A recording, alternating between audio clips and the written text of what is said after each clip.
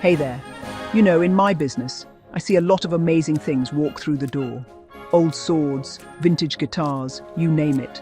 But there's a special kind of magic to old coins. Each one is a tiny piece of history you can hold in your hand. They've been in people's pockets, paid for goods, and traveled across the world. They tell a story of a time long gone, of kings and empires, and of everyday life. For a history buff like me, that's the real treasure. It's not just about the metal, it's about the journey. And let me tell you, some coins have had one heck of a journey. Before the British showed up, India was a patchwork of powerful kingdoms, each with its own incredible history of coinage. We're talking about a tradition that goes back over 2,500 years. The Mauryan Empire had these cool punch-marked coins. The Kushans had stunning gold pieces with images of their kings. And the Mughals created some of the most beautiful, intricate silver and gold coins the world has ever seen. These weren't just lumps of metal. They were symbols of power and artistry. Each ruler wanted to stamp their legacy onto their currency, creating a numismatic tapestry as rich and diverse as India itself. It was a chaotic, fascinating world of different weights, metals and designs. Then, the British East India Company arrived. At first, they were just traders, but you know how these things go. They got more powerful, started influencing politics, and eventually, they were running the show. To make trade simpler and assert their dominance, they needed a single unified currency. So, they started phasing out the hundreds of different local coins and introduced their own. These new coins were uniform, machine-milled, and featured British symbols. It was a massive change, a monetary revolution that signaled a new era for the subcontinent, moving from a diverse collection of kingdoms to a single, centrally controlled territory under British influence. This transition wasn't just about economics, it was a powerful statement. When you replace a king's face on a coin with your own monarch, you're not just trading goods anymore, you're taking over. The first coins from the East India Company from 1835 featured King William IV. Then came Queen Victoria. Her image on the coins of India would become one of the most enduring symbols of the British Empire. This wasn't just about streamlining commerce, it was about stamping British authority on every transaction, from a bag of rice in a village market to a major trade deal in a bustling port city. The age of the Maharaja's coins was ending, and the era of the British Raja's currency had begun. Queen Victoria's reign was a game-changer. She wasn't just the Queen of England. In 1877, she was proclaimed Empress of India. This was a huge deal. The title wasn't just for show, it was a political move to tie India more closely to the British Crown, especially after the Indian Rebellion of 1857. To celebrate and cement this new title, the British decided to update the coinage. The words on the coins were changed from Victoria Queen to Victoria Empress. This small change on a tiny piece of metal carried immense political weight. It was broadcast to every corner of the vast Indian Empire, a constant reminder of who was now in charge of their destiny. So, let's talk about the 2 anna coin. The anna was a unit of currency in the British Indian system, where 16 annas made 1 rupee. A 2 anna piece was a small, everyday coin, the kind of thing you'd use to buy a snack or a small item at the market. It was a workhorse coin, not some fancy gold piece stored in a palace. These coins were typically made of silver, and their design was simple yet elegant. On one side, you had the crowned bust of Queen Victoria, looking regal and powerful. On the other side, the value 2 annas was written in English, surrounded by a beautiful floral wreath, with the date below it. The design was meant to project an image of stability and British grace. The portrait of Victoria was a standardized image used across the empire, creating a sense of unity from Canada to Australia to India. The floral wreath on the reverse was a classic British design element, but it also resonated with the artistic traditions of India.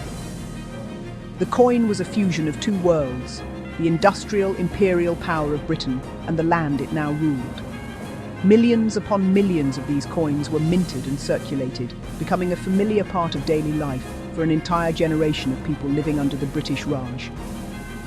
The minting process itself was a marvel of Victorian engineering. These coins were struck at the Calcutta and Bombay mints using powerful steam-powered presses. This technology allowed for incredible consistency and detail, a far cry from the hand-struck coins of earlier eras. Every line in Victoria's hair, every leaf in the wreath was sharp and clear. The metal used was a specific silver alloy, carefully controlled to ensure the coin's intrinsic value matched its face value. This precision was another way the British demonstrated their technological superiority and brought a new level of order to the Indian monetary system. Now here's where the story gets really interesting for a collector. You'd think a common, low-value coin would be, well, common. And for most years, you'd be right. The mints in Calcutta and Bombay churned out millions of 2 anna pieces. But the year 1880 is different. It's the kind of anomaly that makes treasure hunters' eyes light up. For reasons that are still debated by experts, the mintage for the 1882 anna coin was incredibly, ridiculously low. We're talking about a tiny number of coins ever being struck with that specific date. It's the needle in the haystack. So, why is it so rare? That's the million-dollar question, or in this case, maybe the $50,000 question. One popular theory is that the dies, the stamps used to strike the coins, for the 1880 date were either damaged early in the production run or were prepared but then hardly used. Another idea is that it was a transitional year and the mints were focused on other denominations, so only a token number of 2 anna coins were produced. There are no definitive mint records that have survived to give us a clear answer, which only adds to the mystery. It's a historical cold case, and the only clues are the coins themselves. This rarity makes the 1882 anna the holy grail for collectors of British Indian coins. Think about it. You have a coin that was meant for everyone, for the common man, yet almost none of them exist from this specific year. It's like finding out that in 1955, the United States Mint only made a few hundred pennies. The demand from collectors is massive. Everyone who specializes in this area wants one to complete their set. When a genuine 1882 anna coin comes up for auction, it's a major event. The bidding is fierce, and the prices can be astronomical, often reaching tens of thousands of dollars depending on the condition. And of course, with high value comes the fakes. The world of rare coins is full of forgeries, and the 1882 anna is a prime target. Scammers will take a common date, like an 1882 or 1889 coin, and expertly alter the last digit to a 0. It takes a real expert, someone who knows what they're looking at, to spot the difference. You have to examine the style of the numbers, the spacing, and look for tool marks under a microscope. Finding a real one is a challenge, but authenticating it is a whole other level of the game. It's a high-stakes world, but for a true collector, the thrill of the hunt is everything. The story of the 2 anna coin didn't end in 1880, of course. These coins continued to be minted with Victoria's portrait until her death, and then with the portraits of the kings who followed her. Edward VII, George V, and George VI. But change was coming. After World War II, the British Empire began to unravel, and in 1947, India gained its independence. This was a monumental moment in world history. The new Republic of India needed its own currency, one that reflected its sovereignty and cultural identity, not the symbols of its former colonial rulers. The era of British Indian coinage was officially over.